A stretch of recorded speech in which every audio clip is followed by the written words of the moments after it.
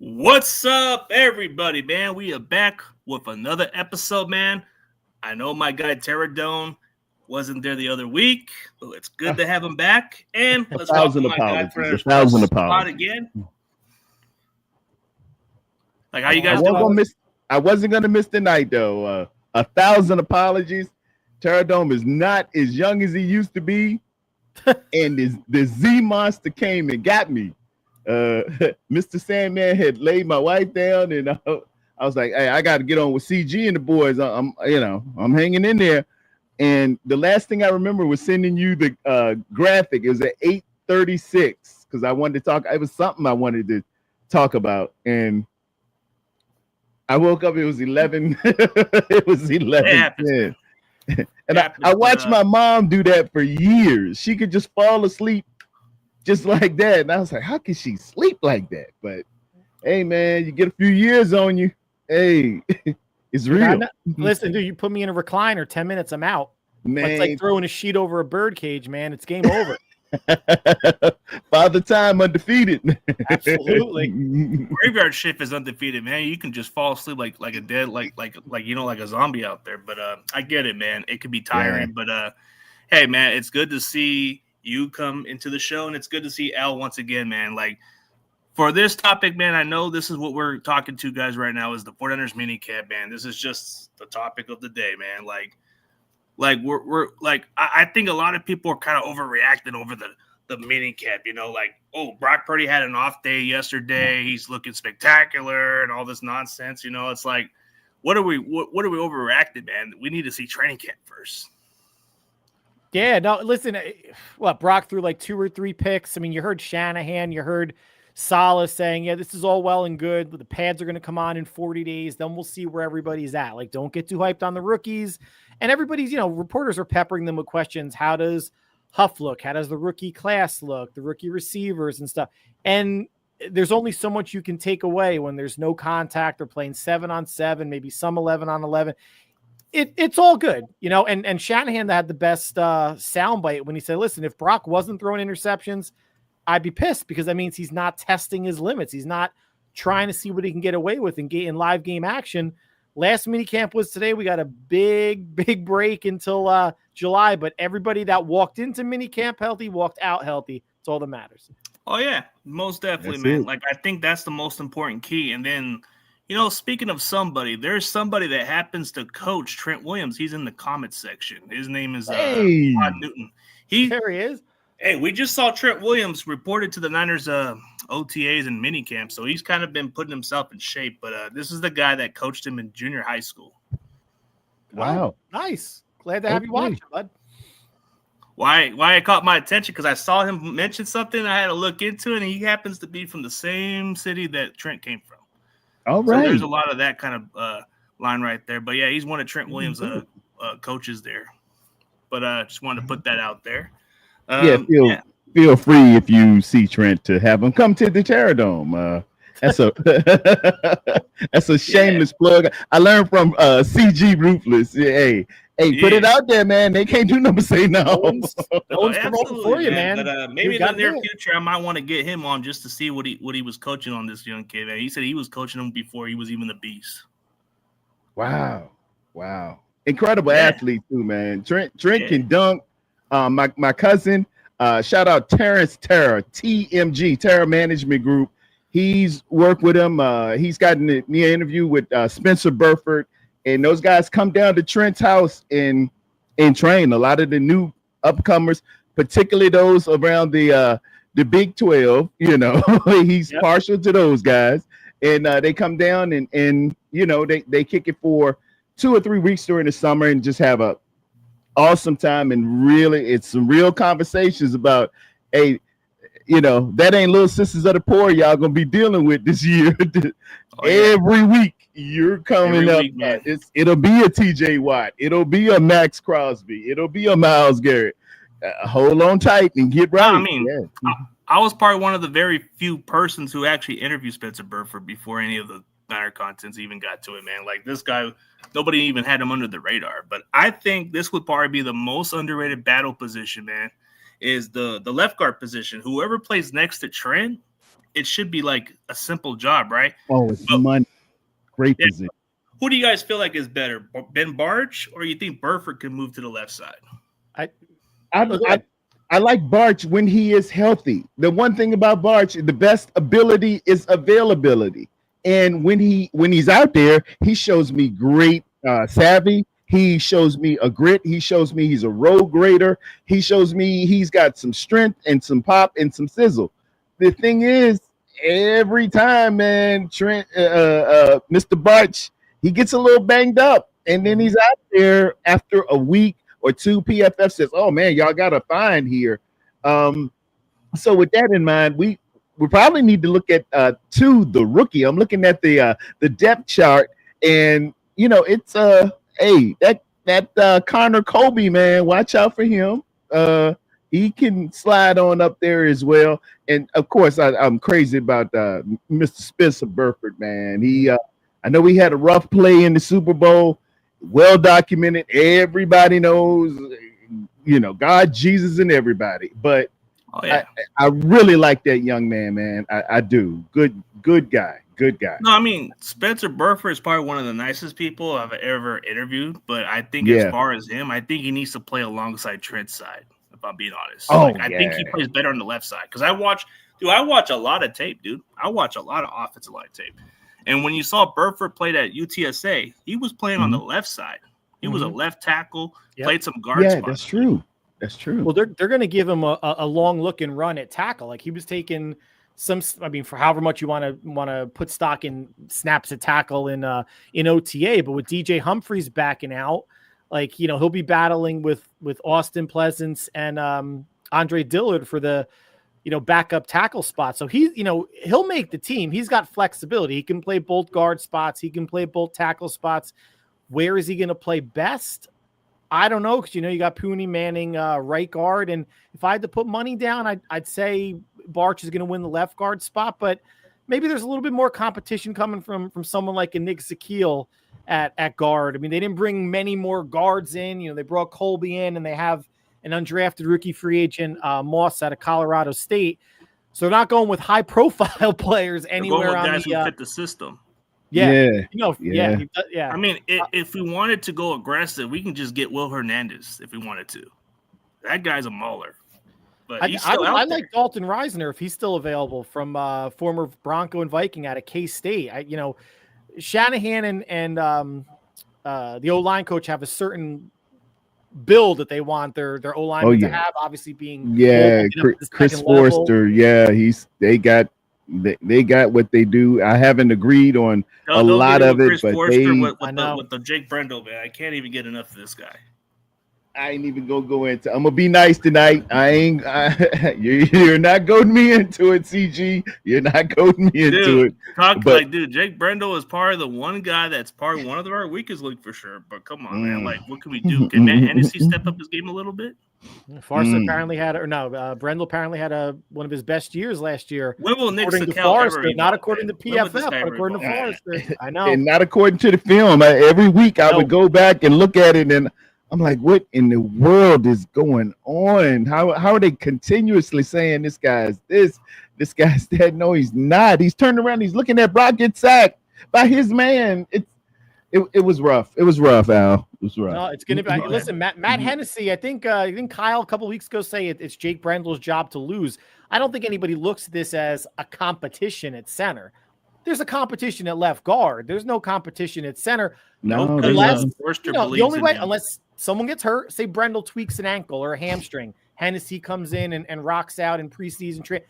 He could win the job just like Pooney did last year. That's the only way, though. Yeah, if injuries happen, but I don't think it's going to happen with Brendel. I think this is the problem: is Chris Forster is still going to say, "Hey, he's the best damn center." He even talked about how good he was last year. Yep, the film don't lie. He looks terrible. You want the link? I'm looking in my chat there, man, and I see Dion Niner Gang podcast said the only good thing about Brendel is he went to UCLA, and my boy's from LA, and he's other than that he's trash. I got his number. Yeah, I'll just send the link to Dion. I still got. Hey, just Dion, get on in. Dion, No one has ever said like in the history of man, I wonder how Dion feels. I was trying to see if I can get him into the show again, but it's like his schedule. You got to like figure out what works for him. But I guess this is a perfect time to get him on. Yeah, he'd be working. Just like the kid. Shout out, hey, there goes my main man, Spongy. Philly special cards. I like Spongy. Spongy is where I was at 14 years old, a football savant, just loving all the stats and everything that goes into the team and everything. So I'm cool with him. Kenny, what's going on, man? Good to see you today. I thought my cousin Val was in here. Hey, Val. What you doing, Val? Jerry G. Shout out to all y'all, man. Thank y'all for coming on and kicking it with the Terror Dome CG. All right, Theon, I should be able to send you the link on your cell phone. You should be able to jump in. All right, you got a text in there, dude. So let's see if you get back to me on that one. But yeah, let's talk about the other positions, dude. Like thoughts of the press conference. When Kyle Shanahan was talking, as far like he looks like as confident as he's ever felt. Like since then, but then he was talking about Bryce Huff, like another D Ford. Bryce Huff gets off the ball. Depends what D Ford he's talking about, man. If it's the pre-injury, that's fine. I mean, he was talking even Salah, like he's got the best get off since D Ford back in 2019, and that's fine. I mean, he's not coming in here. He's not an early down rusher. He's going to be third down, pin your ears back, passing situations. Don't worry about the run. Just get after the quarterback. So. Great trade. I'll say right now, looks like it's a pretty good trade. You're only giving up a day 3 pick. D Ford was a second round pick and he was damaged goods. And it looks like based on his contract, they'll have him beyond this year for at least next year too. So the D line got, totally revamped. 4 of the 9 or 10 D linemen that are going to make this team are brand new this year. And Sal is making the calls. It should be a bounce back year for the D, man. Yeah, it should. But then you look at the rest of the positions, like the secondary. I think everybody's kind of overlooking our secondary this year. Like, the person who's kind of making noise is Upton Stout, man. He hasn't given up. Upton Stout. Short but stout. Upton Stout, man. I know he's only 5'8", but he's got a presence. He's got a presence, and every now and again you get that guy. And I think we might have bottled lightning with Upton Stout, man. Every report I get, and I depend on the great beat writers of the San Francisco 49er content creator universe, the Larry Krugers, the Grant Cohens, and Brad Graham. They come back every practice and say, hey, this guy's moving around. This guy's doing that. I'm hearing wonderful things about Upton Stout, man. He's some guys just got it, and it seems like he has it. He wants to get in here. He's confident. That's what you need. He's kind of like Lenore in a way. Like how Lenore, it took him some time to get that confidence a little bit. Yep. Exactly. But I think you're getting the early part. If you're going to be small and feisty, you got to be fearless. I mean, if you're a football player, you should be fearless anyway, man. That game's not for the weak of heart. But if you're 5'8", 5'9", he's throwing his body around. And between Stout, Trey Brown coming over from Seattle, and Demo, they got options in the slot, right? Like, so I mean, Renardo Green's going to be outside. Demo could play outside. Brown could play outside. Stout could play. I mean, but they can mix and match now. But they do have those 3 small corners at 5'10" or smaller between Brown. So they ain't going to be winning many jump balls, but at least they got Don't put it up high. Don't put it up high. Nope. Yeah, I mean, the talent's there. I mean, I guess you look at how he plays, like in the competition he competes in, like Western Kentucky, like the competition he plays, like those small schools. But I think he kind of translates pretty well. But Trey Brown, I think when you look at Trey Brown's tape, like if we're going to look at last season, I kind of erased that part because it was a different kind of defensive scheme of what they did in Seattle, because he played under Pete Carroll's defense where it was a really good fit for this guy, because he had that pick 6 against the Lions, if I remember correctly. And he kind of put Chase, or what is it, Jamar Chase on lockdown. Mm-hmm. Wow. So I think in this scheme, he's going to hollowed numbers there, CG. Hollowed numbers there. When you go against those, it's like big game hunting. When you can put those pelts on the wall about, I took down a saber-toothed tiger back in 2000. It means a lot. It means a lot. And Jamar Chase is the ultimate in big game hunting, and he did a fine job against the man. We just need the consistency. Every now and again, every player will run up on a 4-leaf clover in a rainbow, but you got to get those ones who can do it on a consistent basis. And it takes just a good program, a good system form that fits their eyes, and man, you catching lightning in the bottle. Yep. What's our thoughts on the safeties? I mean, since we're already going to listen to the audience on this one, I think we got a lot to talk about, man. These two of our starters are going to miss time. I think Jair Brown is going to be back for training camp. I think CJ, I think we talked about this, I think last week. I think there's a lot of people out there saying, where's, Julian Blackmon from the Colts, Justin Simmons, they're out there bringing a free agent safety. And I keep going to, this is like the opposite of recency bias, or what have you done for me lately?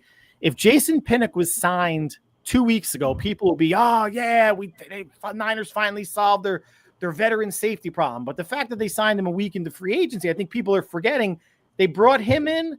They brought Grant in from the Falcons. They brought 2 veteran safeties in. And Mustafa's hurt. I get it. But between who's on the roster now, I think the safeties are in a better spot than people think. Now, if they didn't sign Pinnock and Grant, totally different story. If they were just rolling with Odom and Jair Brown and Jalen Mahoney and Siegel, who's banged up, the 5th round draft pick out of Kansas State, I think safety's in a much better. Now, could they add somebody? Sure. Just like they could add somebody at receiver. They actually did add someone at receiver last week, but a youngster, not a $10 million receiver. They're not going to go that route. I can't see it. I think it's in a better spot than kind of people think. Now, if somebody gets hurt in training camp, now all bets are off. Now you got to do what you got to do. Yeah, I agree. Yeah, but you got to look at the guys who are going to be fresh. But we all know Mustafa will probably return later in the season, so that's not going to be like. But for Jair Brown, he's already recovering from the ankle surgery that he had, so that's going to give him time until training camp. And I heard Mustafa's not going to be available week 1.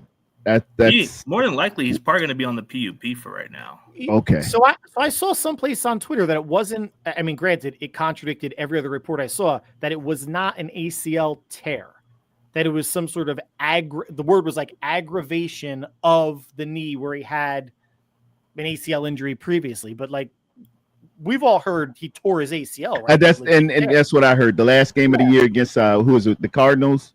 Yeah, which was a surprise to me. Nobody had mentioned this until it was a couple of months ago or something, just around the draft or something. They said, in a related story, Mustafa tore his ACL. I'm like, whoa. It was like something out of nowhere. Yeah, and people, I'm sure like as fans, we want to know, especially to a starter, right? A promising second-year player, if they're injured or not, but the Niners owe us nothing. Like, what does it gain San Francisco to get out there? Oh, Malik Mustafa had an ACL tear in the knee. That, not that it swayed their draft plans. They didn't draft the safety until the 5th round, but they don't need to give anybody any intel. And think about it this way too. Mustafa didn't put anything out there.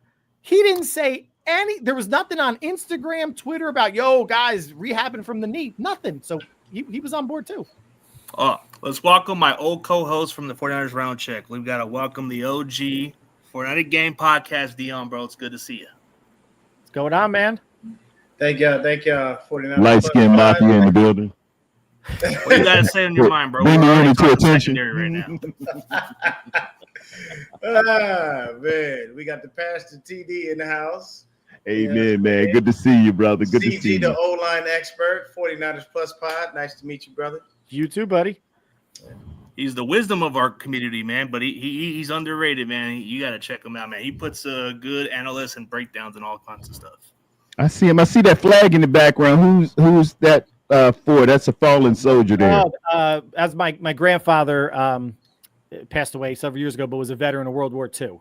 World War II. There he is. Appreciate his Army or Marines? Army. Yeah. My dad's great man. Airborne? Was he airborne? No, ground infantry. Yeah. Okay. Well, nobody's perfect. No, I'm just kidding. TD, don't start with the military. Man, I can go for days on that. That's real. We just had Big Duke 6. We just had the president down here at Fort Bragg at my job, and regardless of political affiliation, hey man, it was good seeing 20,000 of America's finest out there. Yeah. And he had a hat. I gotta admit, he had a hat that I got to get. It was that burgundy maroon that we use for our berets, and that thing looked tight, man. He's out there doing Macho Man and everything else. It was pretty dope. Oh, I think he was asking about this one about your was your grandfather like a Marines and what you mean today? Yes, sir. Iwo Jima, baby. It was the big one, Corky, when they're putting up the flag. Those are Marines there. Yeah. That's Iwo Jima. From the my coach served in the military too once upon a time before he became our coach, but he was from Washington, but he was like one of those military guys. He has it on one of his classrooms before I even graduated, dude. He had it for a long time. Like when you looked at his classroom, it would show military stuff. And it's something you gotta always respect. You gotta always respect people who serve their country discipline. Because they fought for everybody else. I'm a fourth generation paratrooper and airborne, man. I got a stepdaughter who's in right now. He's 7, and it's a lot of people from a lot of walks of life. Hey, CG, Dion, you gonna like this one. Did y'all know that Bobby Womack was a paratrooper down here at Fort Bragg in the 82nd Airborne? Okay. Right? All right. It is rumored he hid $1 million somewhere on base. Do you know where it is? I'd love to know where it is. I like to know where it is. No, I messed up the joke. No, Lou Rawls was an 82nd Airborne. I knew that about Lou. Okay, and he hid $1 million down here. You know where it is? You'll never find. This guy. Hey, but let's get Dion's take on the mini campaigns. I know we're all talking You'll never find all this nonsense, but let's get him up to speed. Me personally, you got that voice to match it, baby. I think minicamp has gone fairly well. Not mad at anything. Don't like to see that we don't have certain players on the field, especially some of these rookies. Haven't seen Siegel, haven't seen Collins. And I need to see Collins. That's a massive human being. Pause. Like that's a grown man out there. Like I saw him standing on the sidelines without pads, and he looked like he had pads on. That's a big boy. Pause. Yeah, pause. Yeah, but it just for me, my thing is when we get into training camp, is everyone healthy? Yep. Ricky was a little nicked up. We didn't see a little bit of this person, a little bit of that person. They pretty much didn't even have Trent practicing because of his back. I don't want to go into training camp with a bunch of injuries and a bunch of guys missing outside of the guys we already know who will be missing, i.e. Brandon Ayuk, Malik Mustafa, guys like that. We already know we won't see them till about mid-year. I'm not tripping off those dudes, but guys that just walked in the building, for me, it goes back to I don't like that we seem to always get this love for people who are hurt. And I don't know why. Well, I'm with you. The last part, what you said, I was just going to ask, do you take exception? Do you care at all that they drafted Collins knowing he had a foot issue? It drives me insane. They drafted Siegel. Right. Well, I don't even know what Siegel's injury is. They never even said what his injury is. Oh, man. No one knows. Nothing. That's not even on that Kansas Trent State Baalke website. stuff, man. And for Trent me, Baalke. Oh yeah, let's get the guys who's got knee injuries so we can pay them a little less. Man. Yeah, I can't. Don't. For me, there's several things. Yeah, there's several things that have been happening during this regime with Kyle and John that annoy me. Number one, drafting injured players. Why did we get rid of DeForest Buckner and draft Javon Kinlaw? It's in the past, so I'm going to move the heck on. But at the end of the day, we all see how that turned out, right? Why did we get Kalia Davis? For what? He's done nothing. He's been injured a lot. Yeah, and that exactly. So once again, and when we drafted him, we redshirted him. Like I think John has a very soft spot for players because he was one, and that's good and bad. It can help you communicate with players a lot better. It can help them understand the business of things, but it can also be a hindrance in you picking players, out of your love for them. We all know Solomon Thomas. The only reason we drafted Solomon Thomas was strictly based on the fact that he went to Stanford, because every scout we had told them, no, this guy does not fit the system. Don't draft him. And what happened? John was like, hey, man, I give us fellow Cardinal, baby. We got to help him out. Look, okay, and the only thing that Solomon Thomas did was stand there looking like a damn Cardinal tree. Are you saying that's the only reason they traded for McCaffrey, because he's from Stanford? No. Same deal. No. That's a good one. That's a good one. But no, my thing is, and the other thing that irks me is drafting running backs. Why? I challenge anybody on this panel right now to tell me a running back that we drafted that's worked out. Pause. And I'll wait, because you can't. You know how that go. You can't. And see, I'm type. What you'll learn about me, Pod. What's your name, man? I don't want to keep calling you Pod. Bro. Oh, Al. Huh? Alan? Al. Like Al, be sure. Okay. Like Al You know what Bundy. it is. You know what it is, light skin. Hey, he's the Vic Fangio I got there. the light off here. I'm trying to blend The in. Vic Fangio. There it is. Al, I'm a realistic dude, and I only give you facts. Every running back we drafted has been garbage. The jury's still out on Isaac Guerrero because we really don't know. He But here's showcased pretty the problem. decent, but Every running back we drafted, garbage or gone. And I'm really sad for Jordan James. I feel bad for the kid. You know why? We drafted him. But Jordan James, yeah. I like Corey Kiner. I like him. You know Corey why? kind of looks like the real deal compared to Jordan James. He could be I running don't- back four. Conventional wisdom says that Corey Kiner is going to do better than Jordan Yeah, James, just like Jordan because Mason. he's the undrafted Jordan guy. Mason was undrafted, dude. He did better than those Happens 200 like that that he drafted every early time this for year. us. Every time. But at least they waited. At least they waited till day 3 to go. Joe skill Williams is a position, perfect right? example. Disappointment. Yeah, they didn't move up this Here's time. my Now they thing. didn't move up and get Whenever guys. we draft a running back, they turn out to be nothing. Well, Whenever we take an undrafted free agent running back, we turn him into a star. I don't give Kyle credit for a lot, Al. I don't. It was Roger Craig who was. But I will tell you this: with undrafted running backs, him and Bobby T just know what they're doing. They can turn a star. Right, He's a running back. The list will go on forever. Yeah, we do. Very rare that I give Kyle credit, but I'm gonna tell you right now, damn it. I ran to He get can off find as a him an lineman and get 2 undrafted running free backs. agent running back, and they turned into a damn star. And They it can. always I'm so glad you said that. Listen, the running back thing, nobody could dispute that the undrafteds have been doing better than the drafteds, right? The thing that that's driven me crazy, between the Joe Williams and the Trey Sermon and the Ty Davis Price, is this was all pre-McCaffrey. And we know Kyle tried to get Jet McKinnon in that McCaffrey role. He blew out his knee, was never the same, goes to Chiefs, naturally wins a goddamn Super Bowl or 2, however many it was. But if you're going to, I don't care if you're going to draft a running back 5th, 6th, 7th, 3rd round, and you're looking for a dual threat back, why are you not drafting dual threat backs? Ty Davis Price was a thumper. Trey Sermon was a thumper. Even Elijah Mitchell to a point was not that, I don't care when you take them, even undrafted, but how have they not before McCaffrey attempted to get at least one running back in that mold? That's the infuriating thing.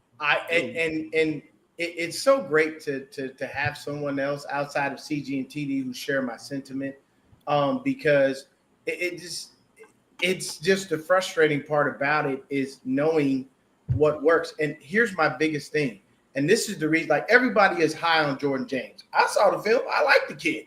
I like what he brings to the table. He looked like a good back. Here's the problem. We have a head coach who has no idea how to tell CMC to sit down.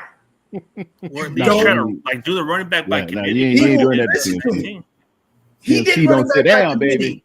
He did running back by committee all these years. The minute Christian got here, he eliminated that. He keeps giving him the touches. When he came back last year, the first thing I said was, I hope Kyle doesn't run him into the ground. Oh, And game what one. did Oh, Kyle yeah. do? Yeah. He ran him Kyle right kept doing into it the ground. until the 4th game of the season. That's when he got hurt. And I'm sitting there telling myself, I'm sitting there thinking to myself, what is it about Kyle Shanahan that people seem to keep giving him a pass on the stupid things that he does, and they only see the greatness? I was talking. I'll give you a little tidbit. I was talking to a Raider fan in the gym the other day. He loved Kyle Shanahan. He think Kyle Shanahan can do no wrong. Oh yeah. I had to remind him. Do you know that Kyle Shanahan is literally the worst head coach in 49ers history? Woo! Hot take there. He is literally the worst. The comments expressed by Dion do not necessarily reflect those of. I mean, I wouldn't say Dennis I wouldn't Erickson say would like be that. bad. I My would say comments the worst. to I any- mean, when to it comes any to and clock everyone management here, in the Super my Bowl, you can comments say are he my was the comments. worst at clock That does not management. mean But that come that on, goes man. to He's CG winning. Ruthless. It don't go to Al, and it definitely don't go to my man TD. Y'all know me, and y'all know I keep it a thou wow. It's very simple. I'm giving what I do is hurt people's feelings because I'm giving you facts. You speak how you can't want to speak, bro, disprove which I respect. anything that I'm saying, and that's what bothers people. They The get Kyle mad thing- when I bring that up because Kyle Shanahan is Kyle's literally problem a is 50-50 clock dude. management, or The else he man would be a has damn had good 4 coach. But winning I would seasons, have to 4 be losing in the seasons. middle, like you said. He has to win a Super Bowl. And he has not. Kyle And he has Shanahan not. is Twice the opposite failed. of his father. He literally has lost 1 as a coordinator and lost 2 as a head coach. His father turned that around. Yep. Last Super Bowl we won, who was our coordinator? Mike Shanahan. Then what did he do in Denver? Win 2. Yep. So for me, it's get over the hump, bro. You gotta You get get over there. the hump, and it's got to I do with don't clock care. management. He If doesn't you know get how over to the be hump, smart. Like, I promise you, why I not will run the shut ball? up. I will He never was- say anything. Now, Dion, I got to push back and say, come on now, Jim Tom Sula. See, he doesn't like that when you gotta go back. I mean, when you say the worst now, the worst. No, Come on. Hey, why not Jim just bring in, Thompson. I'm basing, Mhm. TD, I'm He's the basing worst that as off. successful. I'm basing that off record. Mike Nolan, man. Mike Nolan. No, I'm basing. Mike once again, I'm Singletary, basing man, it I want off winners. His record, literally, as a head coach for the 49ers. Anybody out there think I'm lying? Look it up. He literally is the worst head coach based off of his record that the 49ers have ever had. And this is, I'm just telling you. Dennis Erickson was the worst. That's literally, I mean, now you. Not like Coach Erickson. You can Coach pick a Erickson, shout out to Coach Erickson. The comments expressed by CG do not necessarily reflect those of Turtle. Coach Erickson I like sent me Coach something when I was in high school. I I wanted to play for the U better than anything else. Coach Erickson. Oh, because he sent won a me championship letter. in Miami. Hey, Coach Erickson. But I didn't say it. What I'm CG. saying is, He coached the Rock. CG said that. I'm just saying this based off of his actual full record as a head coach for the San Francisco 49ers. If you look in our history, he is the worst head coach based on that. I am not saying he's the worst head coach we've ever had. I'm saying based off of his record, this is a fact. He is the worst head coach we've ever had. And nobody can dispute that because it's the truth. Dion, Jim Tansula farted at the press conference. I don't care. And Mike Singletary, That's what I like about it, man. Bears They fans get a slapped little his ass and said he want winners. But it wasn't on camera though. No, Mike Singletary was on camera when he did that. He was No, on camera. He in pulled the- his in the pants locker down, room? smacked his butt, and said, "I want winners." That was right. I think that was right after the game. He ejected. I haven't seen any film with Mike smacking his No, I'm butt. dead serious. Pause. But I heard that fight at Jim Tom Sula, and he tried to play it all like. Oh, Anybody hear man. that? Hey, let me ask you guys a straight up Okay, look, question. hold on. Would you Hold take on, Kyle one second, over CG. Play Harbaugh? ball all second. year. Let me say I'd this. take Harbaugh all day, bro. At least the players will Well, fight. Harbaugh's my and- guy. and Harbaugh's my guy. I'm gonna give you one Love specific Big reason Jim. why I'll take Harbaugh because he Harbaugh actually will not addresses play the around, O-line. dude. Kyle's Simple. cool. Don't get me wrong. He But addresses the Harbaugh O-line. gets the intensity. We have Yeah. no business with anybody else when it comes to that. But back to the mini camp, the mini camp thing. I'm very happy with a lot of these rookies. I'm hearing a lot of great things from the coaches. That's fantastic. I think the defense is going to be well improved. Hearing a lot of great things about Upton Stout and Nick Martin. Good things about Michael. Good things about CJ West, who looks like a nice, he looks like a beautiful DT. I like him. Big haul, just mauler. Like that's the DT I like. I like a defensive tackle that gets in there like that. Like one of my favorite DTs is Vita Vea. Because you know what? You ain't getting past him. Go ahead and try. He gonna hug you and laugh at you as your feet are in the air because you're not going anywhere. You're not getting past Vita Vea. Shout out to Red Jet. Red Jet, give me a 5x5 if that's improved. Jet now. Oh, what was you gonna say, Al? What you got? I was gonna say, well, I want to go back to one Kyle thing, but I don't want to give anybody a seizure mentioning his name, especially I just mentioned. I don't want you to go to the one thing though, and this is not a good thing, right? Is okay. Kyle's consistent with that one running back stuff because even when CMC went out last year, it was all Jordan Mason until he got hurt. Then it was all Guerendo till he got hurt. And then last week of the season, it was Patrick Taylor running over 100 yards. I don't know. So I don't know if his philosophy's changed. He's come out and said, we are not a multi-running back team. But that's what he was. To your point, 2019, it was Mostert having big games. It was Breida coming in. It was Wilson coming in. Kevin Coleman. Yeah, thank you. Exactly. Coleman. So it's like, what? Not that you're wasting a 5th-round pick on Jordan James, but that running back 3 is going to need to play special teams. You know he's not going to get any carries. Nope. But I guess Shanahan's thinking, well, it's just going to be another year. We're going to be burning through running backs. People's going to get hurt. So we might as well just have as many bodies as we can. He's got to just go back to distributing the rock a little bit differently, whether it's 15 for McCaffrey, 5 to 7 for Guerendo, give Brock a couple, give James a couple. You know, give teams a different look. You know, McCaffrey's not a power back anymore, and maybe Guerendo isn't either. It's like a pitcher. You need to change it. You can't be all fastball. You got to have a change up. You got to have a slider. You got to have an inside. And shout out to the San Francisco Giants. They done won 6 in a row. I'm just saying. They still ain't as good as my Dodgers. I agree totally with that. They still ain't as good as my Dodgers. They know they ain't. I'm an Atlanta Brave. I'm an Atlanta Brave. Came up on they were sorry back in the day, man. We had Acuna, Dale Murphy. Acuna looking good now. That's my dog. I love me some Ronald Acuna. That's my dog. But to your point there, Al, I think it's very simple. I guess he has changed it to a one back type of system. But what you're saying is the logic that we all arrive at. Spell the guy. It's not hard to look at him and say, hey, you got 20. That's your max. After that, you're going to have to sit down. Like, we're not overloading him. I will say we don't. Go ahead. Now, Kyle puts in the caveat, too, and what they have to understand is that the blocking assignments, you have to know your blocking assignments, and you have to block relatively well in the protections of – it ain't scat protection. I think we call that queen when the running back stays in, or we call it check and go Chicago when they check, see if the mic is coming, and then they release. A lot of running backs don't like to block. Let's just be honest, y'all. If you play high school, Pop Warner, middle school, whatever, running back says, "Hey, man, my neck hurt. I don't really do no block, man." It applies to receivers. It should apply to backs too. Yeah, I'm going to say this. One thing I respect Kyle for is he will tell you, hey, you ain't blocking, you ain't playing. Yep. You remember Danny Gray a couple years ago said, what? No block, no rock. No block, no rock. So I give Kyle credit for certain things that he does, and it's cool. My only knock on Kyle is you can't win the big one, and you're trashing the fourth quarter. Those are the two things that I cannot stand. And the fourth quarter is where you need to shine, and inclement weather. If it's raining, you can forget it. We're going to take that L. Kyle don't know how to play. I don't know what it is. I don't know why it is. But when he does it in the rain, it just seems to screw up. How bad do you think it's going to be in Cleveland, dude? Say what?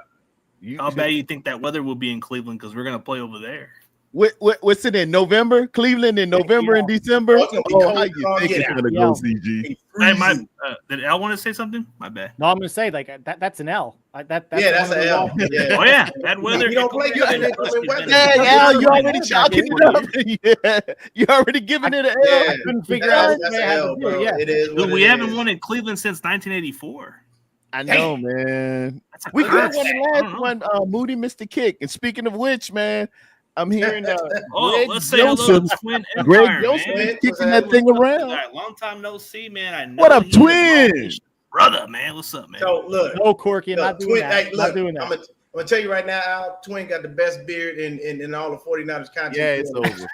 That man's beard is immaculate. I'll give him that much. Beautiful. I try to grow mine a All little love bit. to It's like comparing George Michael to ZZ Top. I got less hair on my head. It ain't even- But I what I want to see honestly is I'm curious to see how is it Upton Stout that's playing in the slot, or is it it's Upton Stout. Yeah, up Yeah, this. I'm curious to see how well he does in that slot, because that's great for us if we can kick Demo outside and have Which him he's in gonna the play well slot, outside. because I think it'll be great. I love what I'm hearing about Jordan Watkins. I've Watkins, heard yeah. nothing but really good things about that kid. I love what I'm hearing about Jacob Cowing. I'm actually kind of happy that Pearsall isn't there to take up the reps. Yeah. Because what people don't understand is Jacob Cowing had several small plays last year, but they were big. He could have played more They were. snaps. And they were wow plays. Like, wait a minute. And I'm sitting there thinking to myself, Kyle, you just saw what happened. What are you doing? And you couldn't get. I'm telling you right now, the number one thing that is hard to understand is, why do you not let this guy on the field when you know he's dynamic like that? You've got to give him a shot. You can't keep going, I don't play rookies. I don't play rookies. I don't play rookies. You needed a spark. And Jacob Cowing possibly could have been that dude, but you wouldn't let him on the field. And anybody out there that tells me, and I don't even believe Kyle, because He should have played more. Yes, Kyle controls who gets on that field and who doesn't. Absolutely. When he sets up there and puts it on the position coaches, that is a full-on lie. He knows who's in that game. He knows who's out of that game. I watched CMC come out for one drive, and I remember him wasting a timeout because he didn't want Jordan Mason on the field. He wanted to have CMC in there, and CMC didn't do nothing. He was a decoy. George could be a decoy. It's not hard. They try to put Debo as a running back out there too, which And was that, dumb. that and Debo for me, used to get you carried. know what? Debo used to get carried. Debo, I wish you the best in Washington. I hope you do well, but goodbye and good riddance. I don't need a player who can't stay healthy. I don't need a player who runs himself into the ground. Like, there are times, bro, when you just don't need to make contact. I'll tell you this.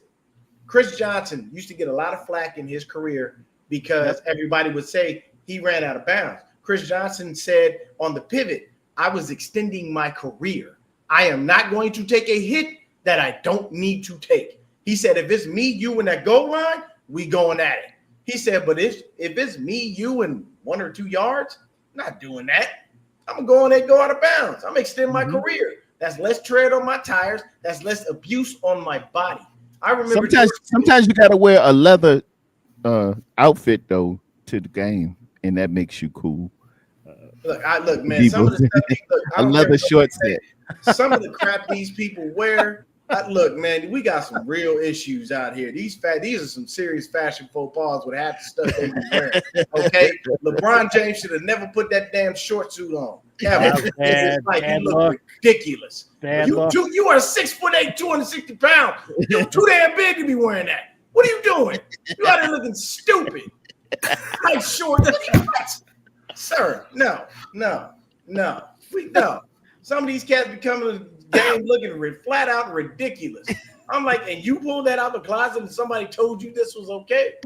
Okay, look, now, I don't know about all that, okay? But I want to see what we hold in training camp. And in training camp, my number one thing is I want everyone healthy, ready to go. Yes. Whatever you got to do, whatever you got to do in this 40 days away, please do it. Rehab, do whatever you got to do. I don't care. But come in there healthy, ready to go. And I want our preseason to be a showcase of these rookies. Mm-hmm.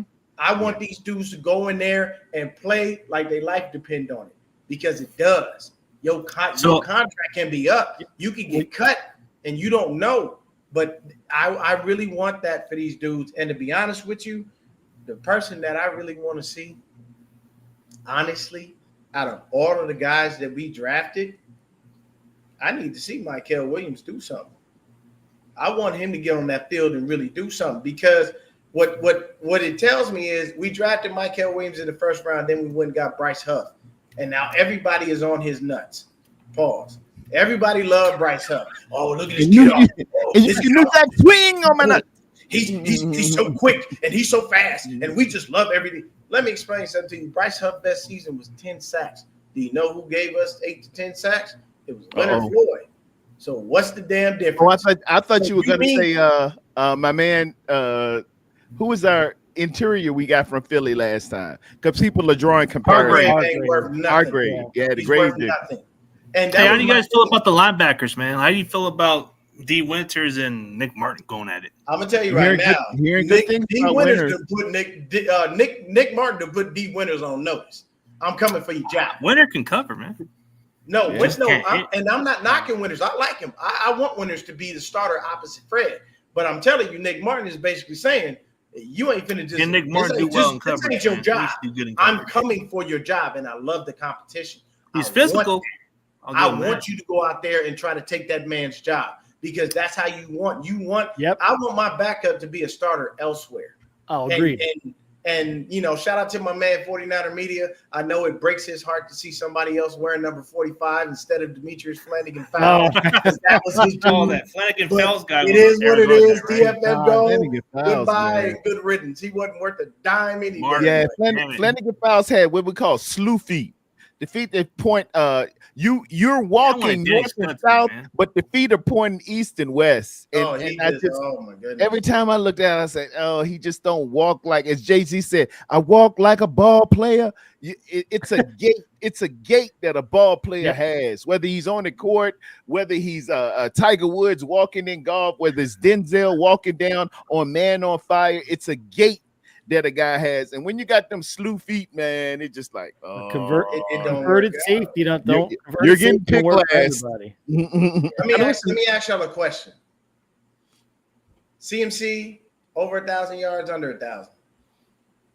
Healthy over 1,000 this year. I would think over 1,000, but I would think he would already be at the 1,200 mark. Sky's the limit for CMC. I'm gonna tell you this.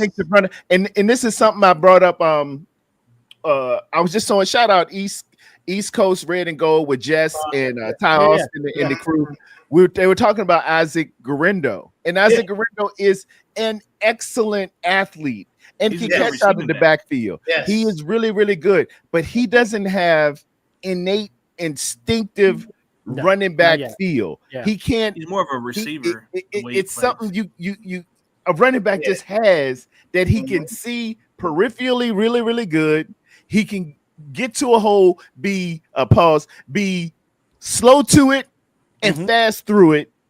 And he just knows to put moves. It's just a shake about a running back. Isaac Guerendo don't really have that. CMC does. CMC has that innate ability, whether it was genetics, whether it's in his dad, whether his plan pick up and run when he was a kid. He just got that. And I gotta side with CMC on this one. Well, to Deion's earlier point, I mean, it's another iffy running back pick, right? The only thing that's saving it now, obviously the speed, but then he showed much better hands and route running than I think anybody. You were sending him on wheel routes. Awesome. So, the craziest thing that drives me wild is when people say like, oh, some running backs have hands and some don't. Like, and I get that. You could play Madden, you could tell who can catch you. These are young men and boys that have been playing football since they were 5 years old. You can't tell them you can't catch a goddamn football. How does that work? Say it out. Can't tell me. You've been playing since 5. You can't catch it. Yeah, the new Vapor Jet gloves that are just made for catching. I wish we would have had them in my day. It sticks to your glove. It's almost hard to drop the ball. I would say they're really good. Those Vapor Jet. I'm gonna ask y'all all to give me one player that y'all want to see just explode this year. But I'm gonna give you mine first. Okay, we'll go with his name. I call him Jawan Jennings. Yeah, Damn, you stole mine. Let me tell you something. JJ getting the 1K this year, baby. He getting his 1K. Stop playing Damn with you, that bro. man. Damn you. He just can't get his ass thrown out again this year. You know the hard part? Hey, I like that choice, bro. He gone Juwan next is year. my guy. He's Yeah. gone next year. Can't go wrong with. Okay, He's gone. so He's if I had gone. to choose a We breakout can't pay player, him. I'll give JJ you a to show breakout way player. too much because No. This guy's that's under what my happened radar. with Jordan Mason. This guy's That's why gonna Mason surprise gone. you guys. That's I'm why gonna Mason in say- Minnesota. He I'm gonna showed say too much. D Winters, man. Don't sleep on this guy. D Winners in the house. All right, CG got D Winners. Hey, he's, Al, he's you more go ahead, advanced in man. coverage. He kind of looks like he's getting better, but Nick Martin, Okay. you might be right. But I think Winters is my sleeper. That Okay, so if you Al, want to Al, go who's you got? sleeper that's going to start or explode on the scene, I'm going to go Jason Pinnock, man. Like I've been banging that drum Ooh, for okay. a couple Wow. months. Like he's going to slot in. He's going to slot in as a starter, and then when Mustafa comes back, Jair Brown's on the bench. That's what should be happening. He's a 3-year starter at safety, man. Like there's too much talent there to have anybody like got- no he rookies got gonna beat start out with the over. Winters Jets, don't though. surprise you, He bro. got beat like out it. in New York. I like it. He got With beat the out Jets and put or the on the Giants? bench. All right, Tara Dunn, who you got? For me, ladies and gentlemen, been watching him talk. I've been looking at his play. I've been following him in the draft. CJ West is going to serve notice in the National Rookie of the Football League There that we business go. starts here. As Big Red would say, my office hours are from 9 to 5.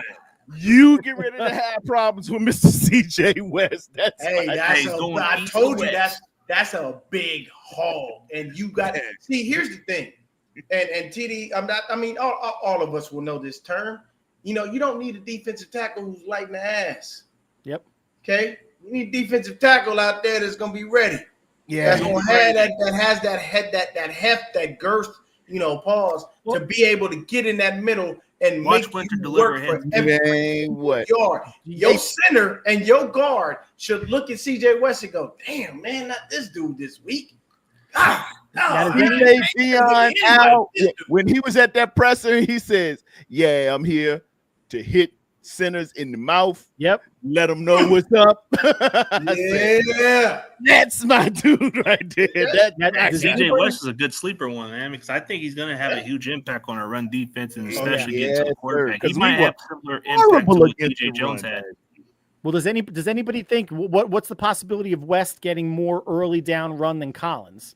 Is there the possibility that Collins is the DT on third Let me down tell you, when they're bringing in no, 3 rushes? I think they're going to use Collins as a pass rusher. Well, he could No, be I when think it's Collins when more it's of a run Bosa, stopper. Yator, and Huff. Collins. I could be think the DT in the middle because there. this is the reason why. Number one, CJ West is on the field right now, so he has the opportunity to show them what he has. Collins is not, so that puts you on the back burner, and it always works that way. If you're on the field, that I can show you what I got. If you're not on the That's field, ability. you're an unknown at this Yeah. point. Get on the So field. it's no disrespect to Him Collins. down. I don't know what he'll be at the NFL level because I haven't seen him put on no pads and I haven't seen him hit nobody.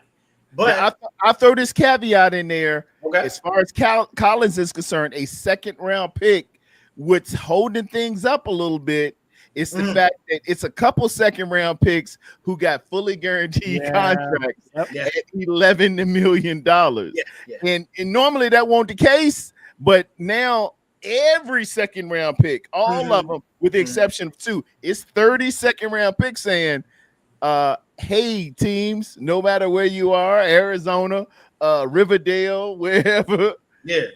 we gonna need that guaranteed money like the other second round people who've gotten their guaranteed money. I think that plays into Collins a little bit, but it's gonna be really good when we go to a Corvette or NASCAR package. Yep. I think they will take out Evan Andrews Anderson.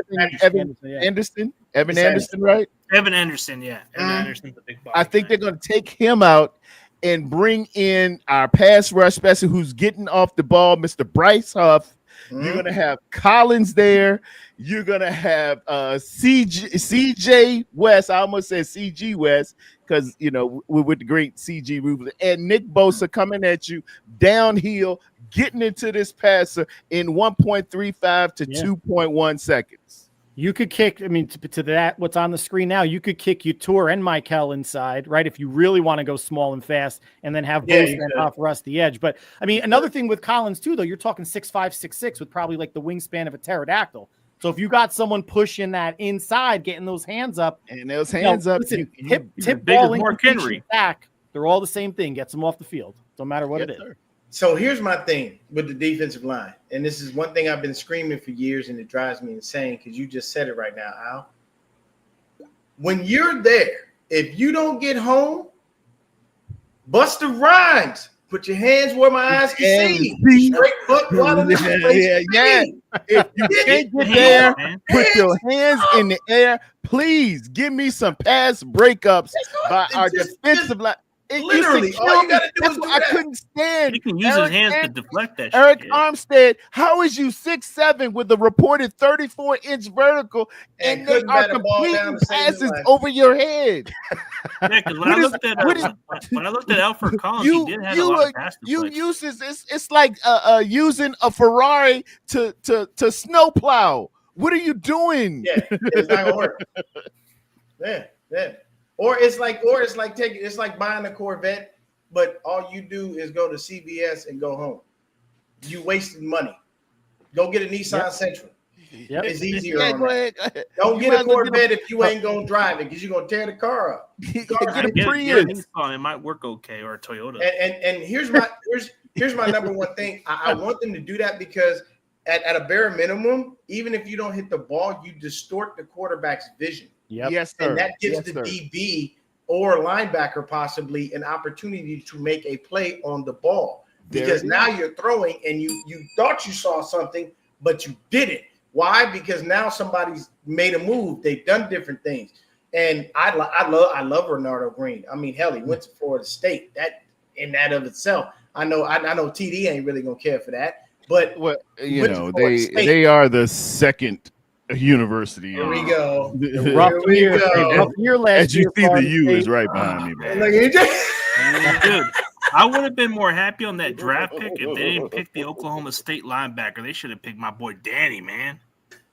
Yeah, I mean, I'm an Oklahoma. When I look at the draft to me, and here's my. Oh, I'm gonna give y'all a sleeper. Another sleeper.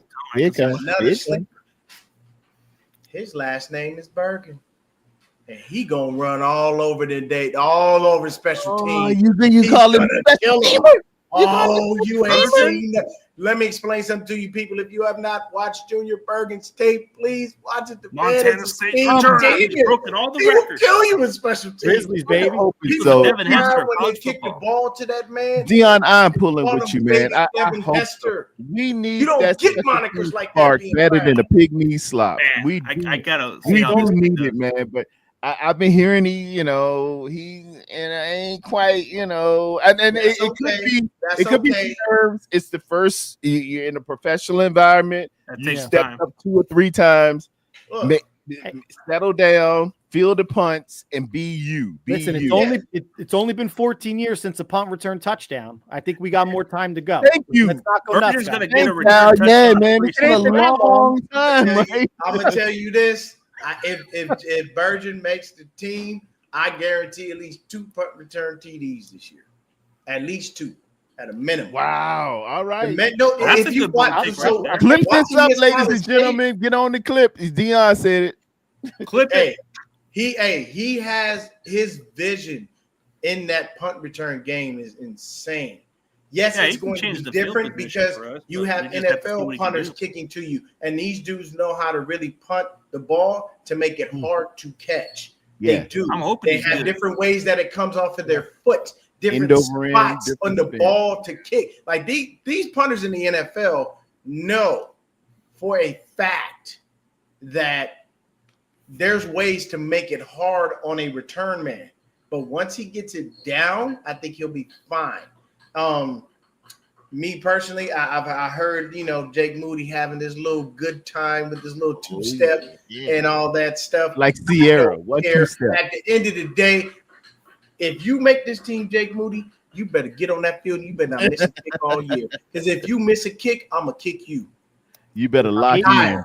I'm done. We had several games we could have won last year if this idiot stopped being moody and kicked the ball through the uprights. It's not The hard. comments expressed by That's your Dion only do not job. necessarily reflect those of Terra. That is Tell you your what, if only job. If Jake Moody makes the team, then Joseph better be on the practice squad, man. They cannot. I've never seen another team with a kicker on a practice squad put his ass there, and something happens one week, you yank him and you start don't even mess around.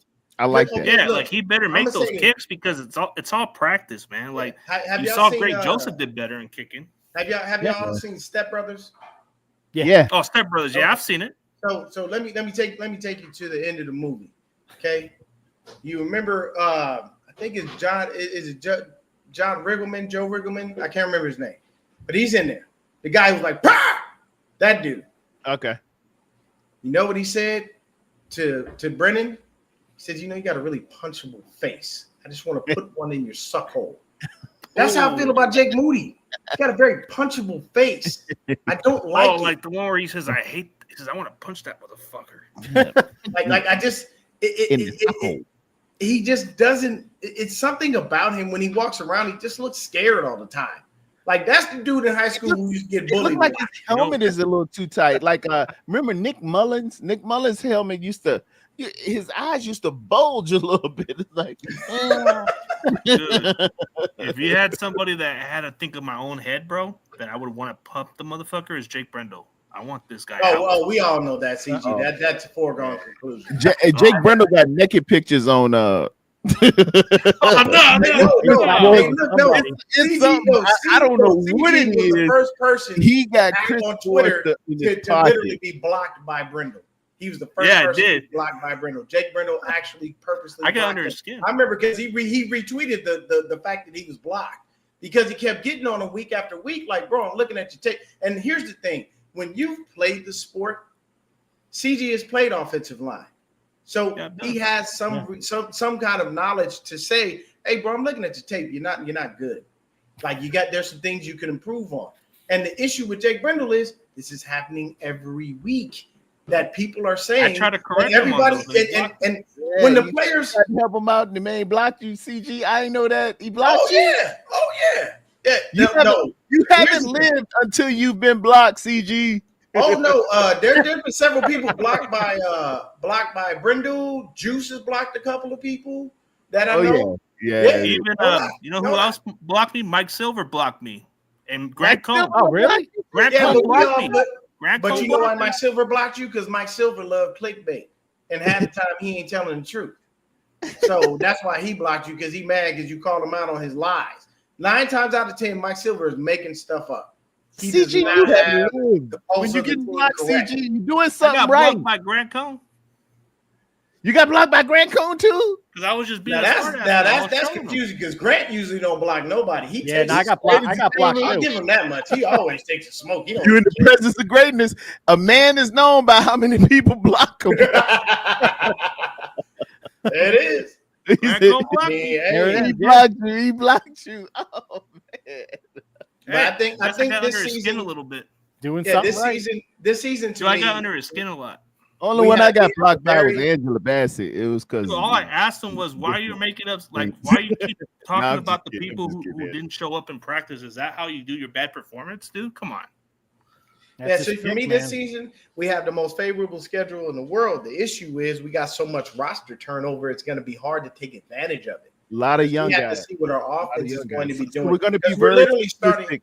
We're going to be very simplistic with the game plan. We're going to be very simplistic in the implementation of what he's laying down. But you're going to see better playing and better execution as the year goes on.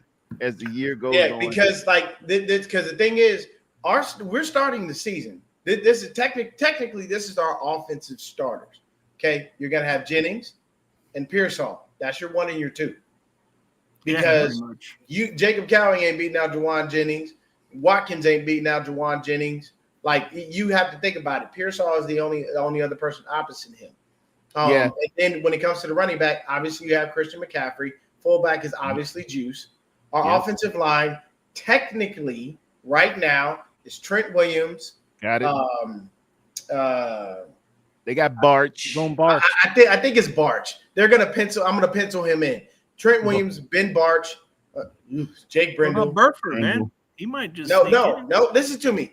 I'm telling you right now. I think it's Barch. So Trent Williams, Barch, Brindle, Pooney, and McKivitz. Yes, sir. And when it comes to that starting group, you're gonna have to hope that they've gelled enough properly to be good.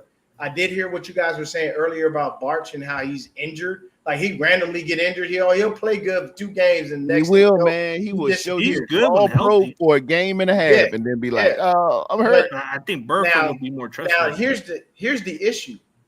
We can't tell you who the defensive line starter is going to be because we won't know until day 1.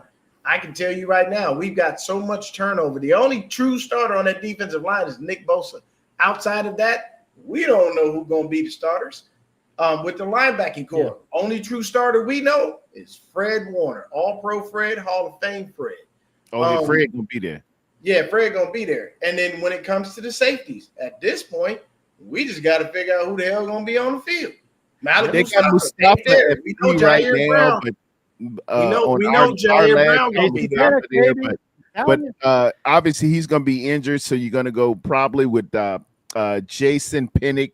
And if Jair Brown is ready to go, they got him at strong safety. As far as the defensive line, you got Nick Bosa. They got Jordan Elliott in there right now, but CJ West chomping at the bit. Alfred Collins, if he can get his injury right and get the contract right, he'll be in there. And should be by training camp. Michael Williams with Bryce Huff coming in on 3rd downs. Yeah, he's a rope. Michael into the inside and Alfred Collins onto the other side with Nick Bosa there. That'd be very, very, very nice to me. Yeah. I ain't gonna lie. I love the way TV says very because he says very. Very, very nice. Very, very nice. I can see him up as a defensive guy. I can see and envision this stuff. I haven't seen it on the film yet. We walk by faith and not by sight, but I can vision this would be really, really good to bring a NASCAR package in. I can vision it. Guys, the offense is going to score points. I mean, I'm sorry. The offense is going to move the ball, right? Last year was a shit show and they were still top 4 or 5 in yards. Kyle's going to scheme it together. Whoever's in and out, they just got to finish, right? This can't be this red zone, can't score, settling for field goals nonsense. If they could finish 50% more, and the defense, I mean, the way I broke it down in my head is last year, obviously injuries terrible, bad, 6-11. They still should have been maybe an 8 win team because they had too much talent still remaining. Sorensen responsible directly, special teams for a loss, and injuries for 2 losses. Those games cost us by special teams. If Kyle can still dial it up on offense, and Snyder, I thought they would fire Snyder at the break at the week. I think it was week 8 or week 9. We were talking about they probably gonna let Snyder go. Week 9. Sorensen, you mean? No, Snyder, the special teams guy. I thought they were gonna let him go, and Sorensen, he looked like Beetle gin and juice. I knew that dude could. He looked like Seymour Skinner if he was running a defense. Bro. Let me say like he was over fourth or fifth choice, man. He looked like a surfer guy. Let me tell y'all what that was, and this is something that unfortunately Kyle does a lot, helping out the homie. You can't always help your friends out. Your friends don't always deserve things. Let me explain something to you, people. When you get famous, you can't take all of the homies you used to mess with. You can't take the homies, man. And there are certain things they don't know how to do, and they don't know how to compose themselves in certain situations. So you have to be able to keep the people around you that know how to be able to understand your new circumstances. Man, you cannot get rich and take broke people with you. I'm invited to the Oscars. I know I can't take Rashid, T-Bone, and Ray Bay with me. You don't get the juice. It ain't that kind of party. It's for me. It's Kyle. Now the other thing I'm gonna give him credit for. One thing I will say is Kyle got a lot of people some jobs now. Kyle got a few people some jobs. Yeah, they got head coaching jobs. Nico Ryan's head coach. Robert Saleh head coach. Several of his people that he Mike McDaniels is still a head coach in Miami. Yeah, hold on. Several of the people that he gave the moniker of offensive coordinator to wind up with either offensive coordinator jobs at other places or, in the case of Mike McDaniels, like CG said, head coach. Head coach. He can help head coach get over hired, and and he does have connections. that's one thing. But that's one thing. That's a good thing about him. And I appreciate that, Dion. You're giving credit. Yeah. Kyle will hire. You will wind up getting minority hires, and he will hire and some good people who will get to different Blake positions. Kubiak might be a head He will coach get within you a couple down. of years. He will help you out. And I'm gonna tell you this, Al. And once again, people, my comments are my comments. They come from me. They are only me. This has nothing to do with anybody else on the panel. People do not cast these aspersions on any one of these people. This is Y'all know a doozy get ready to come. We gotta have that. Al, I'm gonna tell you right this. in the middle there. It's very simple. Kyle and black quarterbacks are oil and water. They don't mix. There go. Every time we talk about Kyle, Don't believe me. black quarterback. Don't believe me. Let me say But this. in all Don't seriously, believe man. me. But in all seriously, we See got Donovan Friday stuff. I gotta McNabb. get ready for work. See pretty soon, Trey man, but I Lance. know you guys are See pretty good, RG3. See Josh Dobbs. They don't mix. When we had those injuries last year, why on God's green earth did Brandon Allen start over Josh Dobbs? Man, that was trash. I know. No, hold on. Who proved he can win games, and he was way more He did put up the dynamic stats better than than Brandon Brandon Allen. Why on God's green earth did Brandon Allen start over Josh He Dobbs? must have kissed some. You know what? And He must here's have the kissed some. thing. You know what? You do got a Yeah, point. here's the thing. Brandon Allen's got I will always finish. Dion, you know what it is? You like Martin on Boomerang, and I'm Eddie Murphy when they're at the pool table. Hold on, you do got a point right there. I gotta give you credit. Personal foul. The man had an injured finger. His middle finger looked like he had been with a nasty winch the day before. He showed up. Brandon Allen showed up with his finger all taped up. We're like, this guy's got a broken finger, and you got the astronaut sitting on there with his degrees, more degrees than the thermometer, healthy, ready to go. And we gonna start Brandon Allen. What are we doing? If I'm not mistaken, didn't the Pastronaut come in and play fairly well? He played I better. think when he he did was in the game fine. that he played. I think he did all right. I think he looked okay. See, here's my thing, and I always say this, and I always follow it up with I tell people this. I will never in my life state that Kyle Shanahan is racist. He is not by any stretch of the imagination. That has nothing to do with it. It's a preference at quarterback, and it's Caucasian, and that's okay. And when people tell me, "Oh, you're wrong," and I give them all those quarterbacks, I said, "Look at it like this: we knew RG3 was Dan Snyder's pick. You know why? Because Kyle and Mike wanted Kirk Cousins, and when he was available in the 5th round, what did they do? They drafted him anyway. They wanted a guy who fit to their offense, and they didn't see much of RG3. And that's the everybody in the chat, throw up your X's. Put X's in there. Professor Dion X is in the house tonight. I come with facts, people. Things that can't be disputed. You don't have a way to tell me no. Dion, the only thing I'll say, I don't know about the Shanahan, Lance, all that stuff. I live in the Northeast, though, so I'm in New Jersey, watch a lot of Giants and Jet games. Unfortunately, when the draft rolled around and they drafted Jackson Dart and Shedeur was still there, I looked at my buddy and went, there was no way the Giants were going to roll into camp with 3 black quarterbacks. No way. Al out here being real legitimate. Jackson Dart was the hire. He was DEI. DJ Ruthless Production. Al is being 100 with you. Dude, and Shedeur slid in the 5th round? What? Jackson Dart was a DEI hire. The Giants were the only team in the NFL. Dude, I was more disappointed at the fact the Raiders didn't even pick Shedeur When they said the New York Giants, I say, black quarterbacks in the New York Giants. That was the time I wanted the Raiders to pick Shedeur Sanders, and they picked the offensive line. That's what pissed me off. No, and I think the Giants have never had a black head coach ever, like ever. in their whole history. Never. No, not a head never had coach. one. You know, Yeah, and John- we ain't gonna talk about race like that, people. We're not trying to do all that. It just these are facts. Once again, It's it's something that we're telling you that's true. sometimes it line up, ladies and gentlemen. It line up, and these are facts. That's the unfortunate truth of things. So for me, it's very simple. Kyle, keep your quarterbacks white. I love it. I'm happy with it. Keep it that way.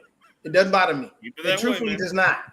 I'm not mad at you. Just don't black quarterbacks. Stay away from Kyle. You know it ain't gonna work. Just be smart. When everybody was like, "Oh man, what would you think about Shedeur in San Francisco?" I was like, "Hell no." And they said, "Why?" I said, "Kyle and a black quarterback." No, I want him to stick with Brock Purdy. Now, here's my thing. I'm gonna drop Curtis Rourke might be his next breakup quarterback. I'm gonna drop another bomb on you. Here you go. If we don't win the Super Bowl in the next 2 years, Robert Saleh is our next head coach. Mark my words. Or Curtis Rourke will probably be our next up and coming quarterback because it seems like that's the trajectory, right? Who? I can believe that. Curtis Rourke. That's the I'd rather have Curtis Fitzgerald. Rourke was nice in college. He was dumb nice. And for the man to play on it all year. Is that the Maple? What's it? Mississippi Maple or the? No, he's playing Indiana. He's a Hoosier. He's Canadian, ain't he? Indiana, yeah. He's Maple from Canada. He's from where Christian Cage is from. Okay, I thought he's from Canada. He's from Kitchener, Canada, which is that's it. Yeah. They call him the Maple Missile. The Maple. He played with it. He's from up north. He's from up His north. brother plays for the CFL. He's from up there with Drake. You know, the light skinned crew. Oh, so he's probably walking around the locker room, eh? No, but his brother plays for the CFL. The Maple Missile. Minutes, Kyle, that was a great call, eh? I'm gonna throw you a pass, I got French Canadian people in my family, so I can say that. All right, so I can say that and get away with it. You know, Vanity was from Canada back. Hey, look, I interviewed a French Canadian. Vanity was a beautiful tragedy. A beautiful tragedy. That's what I call Vanity. She was a beautiful tragedy because, unfortunately, drugs got her early and took her life a little bit later. That's why I call her the beautiful tragedy. Because look, I'm an 80s baby. I'm born in 81. Okay. I was 13. I knew who Vanity was. Okay. I knew who Apollonia was. What do you know about Apollonia? You don't know her last name. Apollonia Catero. Oh, I'm not looking this up right now. To end this, bro. We pretty much had a long day, bro. I gotta get ready for work. No, I got one quick question though for Dion and for Tardo. Vanity was in Action Jackson, right? Yes, sir. Yeah. All right. Okay. And she was the main person in Last Dragon.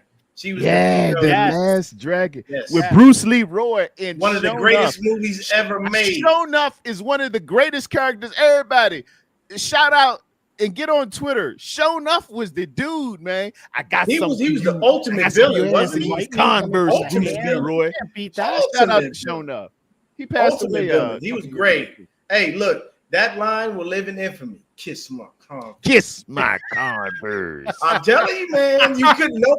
Nobody forgets stuff like that. Man, yes, shout out to what was it? James who did the score? I think Quincy Jones did the score. Vanity. Somebody did it.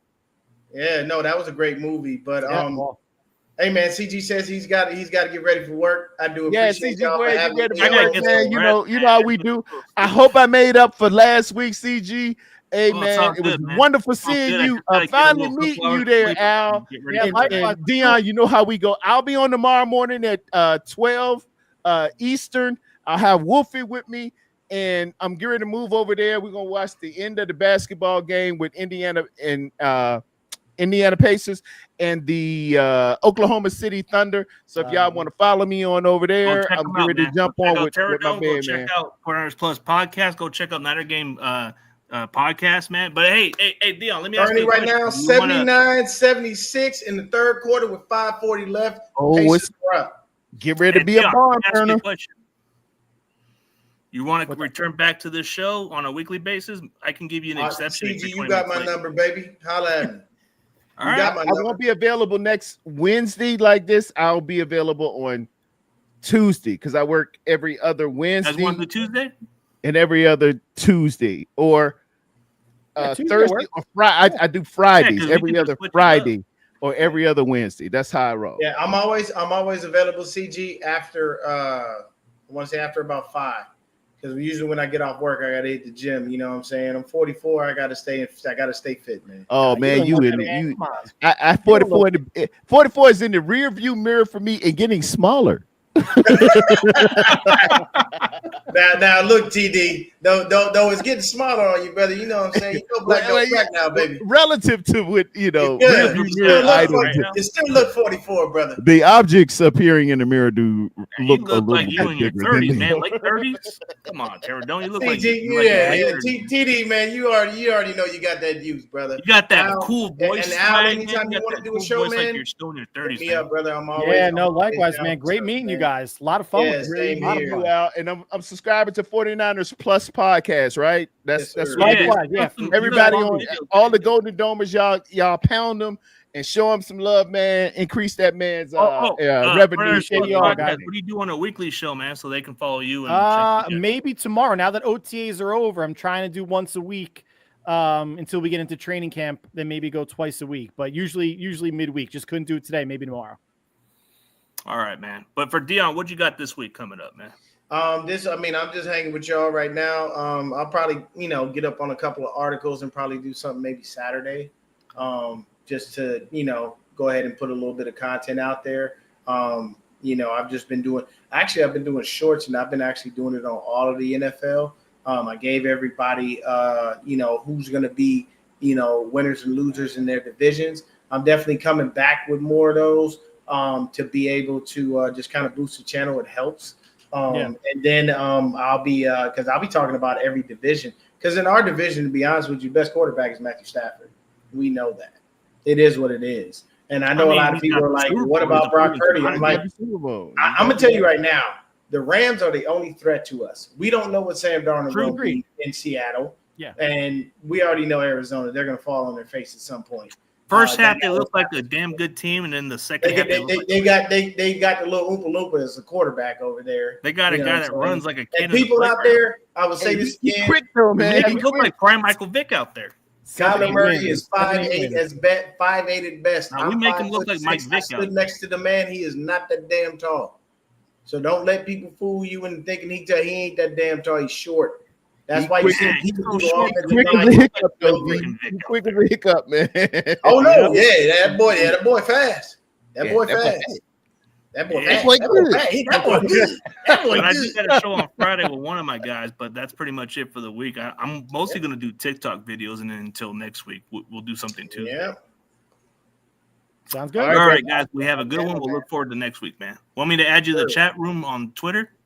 In advance, I'm shouting out all the fathers out there. Happy Father's Day. Happy Father's Day. Mama get all the good music and all the good songs. And, when the kid, you know, coach the kid up all his life, he gets on TV, scores the touchdowns, get to the sideline, say, thanks, Mom. Hi, Mom. Father's Day, man. Shout out to all y'all. Father's Day. Hey, look, we have to do stuff like that because at the end of the day, we get neglected. We do. Yeah. If you look, let me just say this before we go, CG. Oh, Saturday. Hey, happy birthday to you, Jerry. Happy early birthday to you.